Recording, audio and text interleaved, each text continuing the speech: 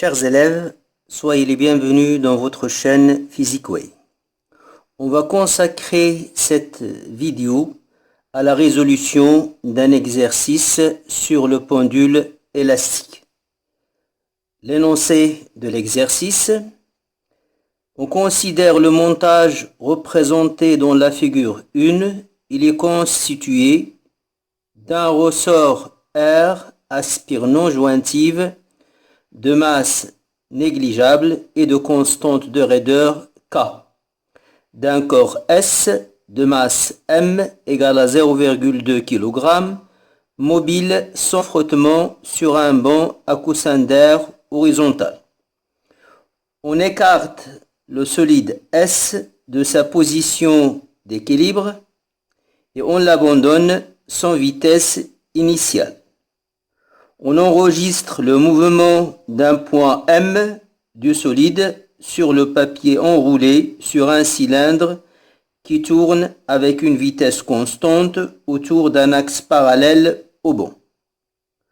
On obtient le document représenté à l'échelle réelle sur la figure 2.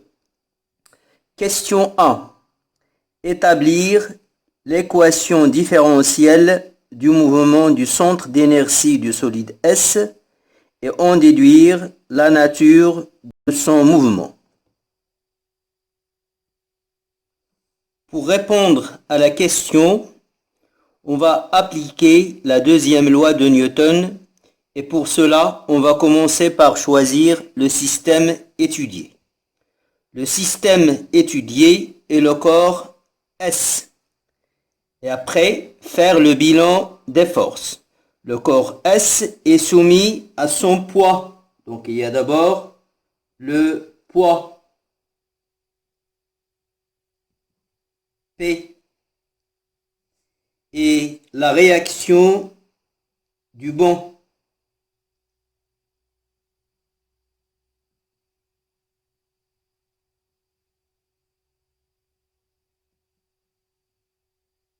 R. Et puisque on va considérer le solide S à un moment où il est en déplacement, donc le ressort est déformé, donc il y a la force de rappel. Il est soumis à la force de rappel exercée par le ressort. Son vecteur est noté F. La force P, le poids, elle est verticale orientée vers le bas. On le représente au centre d'inertie.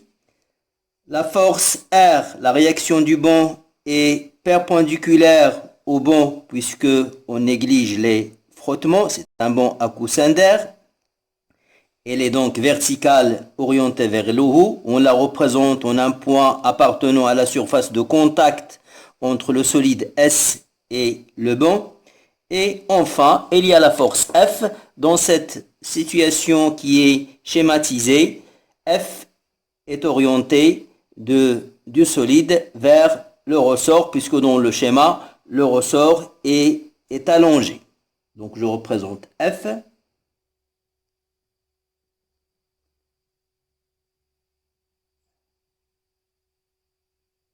G0, c'est la position de G lorsque le corps S est en équilibre. On écrit la deuxième loi de Newton dans un référentiel lié au banc et considéré comme galiléen.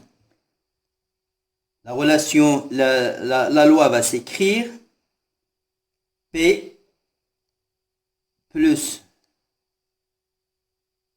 R plus F égale M fois le vecteur accélération du centre d'inertie. P plus R. Or, on a vu dans le cours que F, elle s'écrit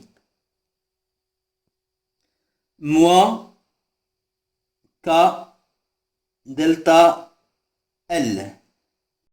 Delta L, c'est le vecteur déformation. Delta L, il décrit la déformation du ressort. À l'équilibre, G était dans cette position et maintenant il est dans cette position. Donc le vecteur déformation ou encore le vecteur allongement du ressort, c'est delta L égale M AG. Je vais choisir un axe qui est parallèle au banc, qui est confondu avec l'axe du ressort. Je vais les représenter ici. C'est l'axe OX. Il est orienté dans le sens d'allongement du ressort.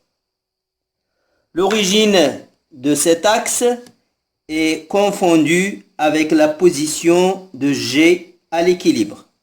O. J'associe à cet axe un vecteur unitaire I.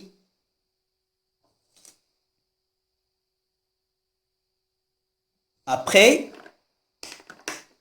remarquons que là c'est O, là c'est G. Là c'est O, là c'est G. Donc le vecteur delta L, ce n'est rien d'autre que le vecteur OG.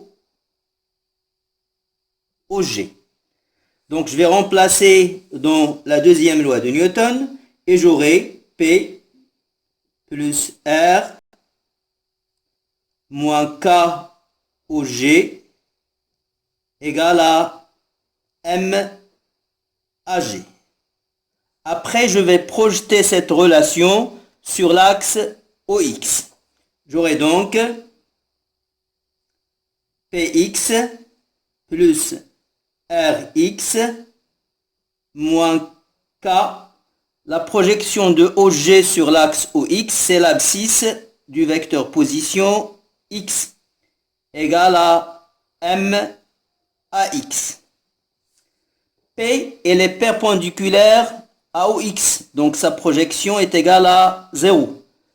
R, de même. Donc, j'aurai moins KX égale M AX, c'est la dérivée seconde de l'abscisse du vecteur position. Je vais isoler X de point, donc j'aurai X de point égale à moins K sur M, moins K sur M fois X. Je fais passer le tout du même côté, j'aurai donc X de point plus K sur M, X égale à 0. Et j'ai la relation qui relie l'abscisse X à sa dérivée seconde par rapport au temps, c'est l'équation différentielle du mouvement.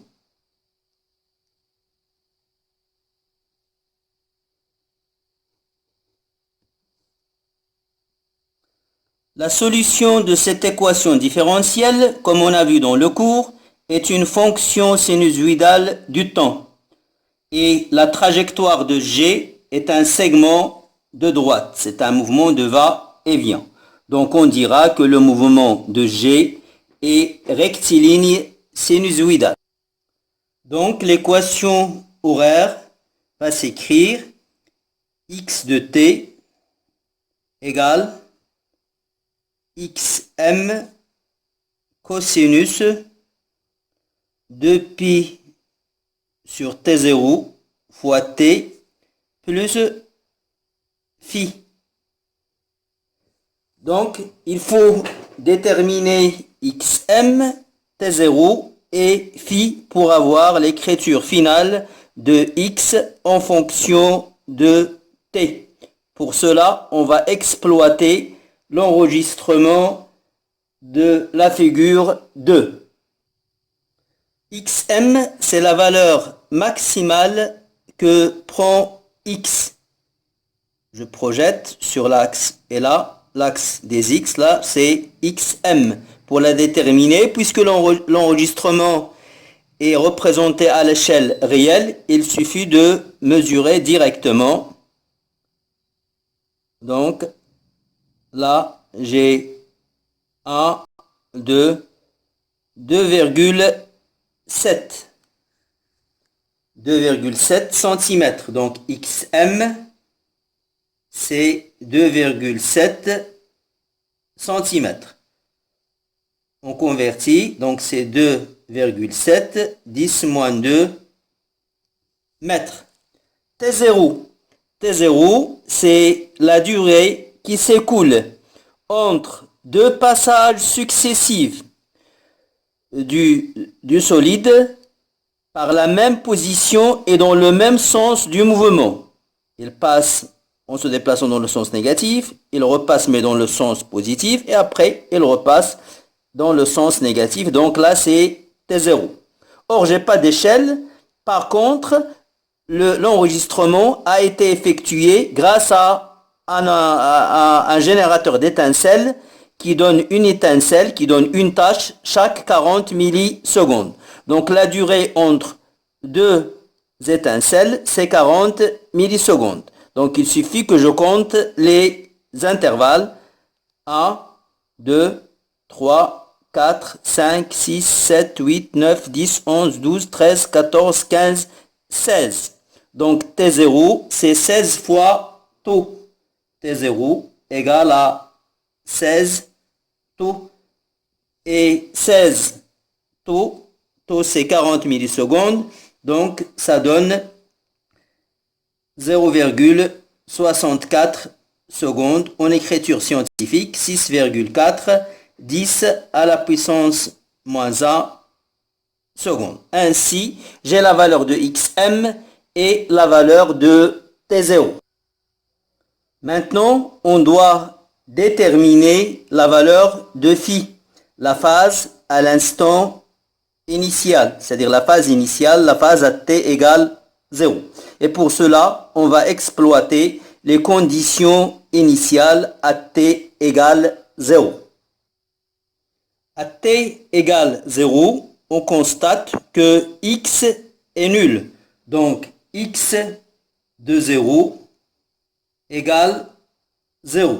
La première condition initiale. Et on constate que x à t égale à 0, il décroît. Donc, la fonction x de t est décroissante à l'instant t égale 0. Décroissante, ça veut dire que sa dérivée par rapport au temps est nulle. Ça veut dire que x point à l'instant t égale à 0 est inférieur à 0. Voilà, on a les deux conditions initiales. Donc,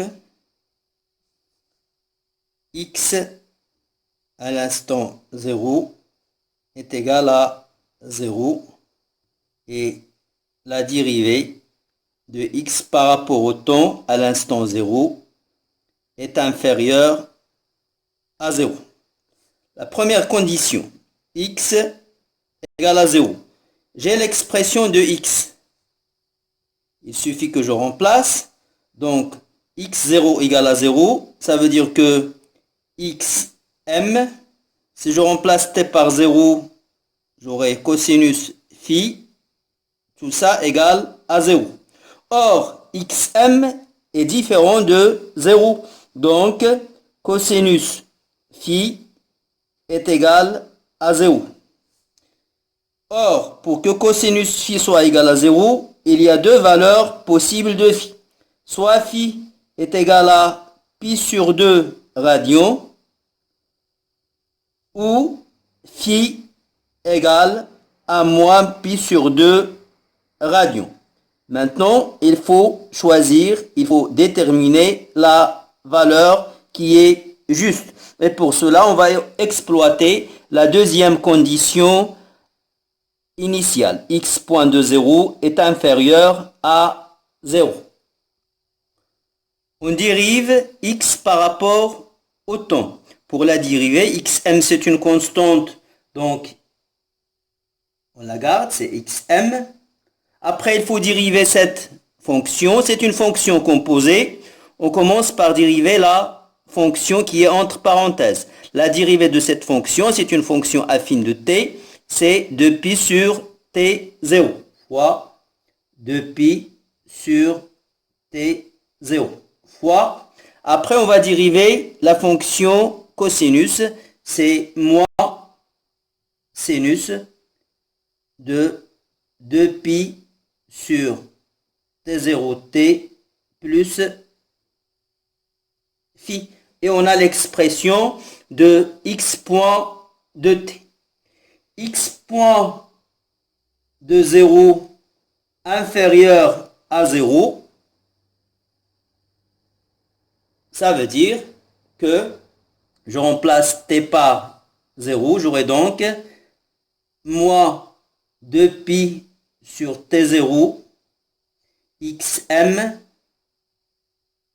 sinus t est égal à 0, sinus phi, tout ça est inférieur à 0. Là, on a un signe moins, t0 et xm sont positifs, donc sinus phi est supérieur à 0.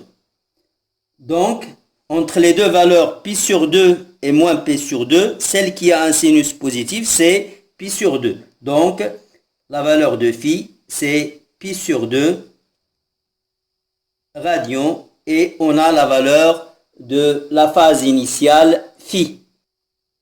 Dans l'expression de x de t, je remplace chaque constante xm, t0 et phi par sa valeur et j'obtiens l'expression finale de x en fonction de t, c'est l'équation horaire du mouvement, x étant en mètres. Question 3. Calculer la constante de raideur du ressort, la constante k.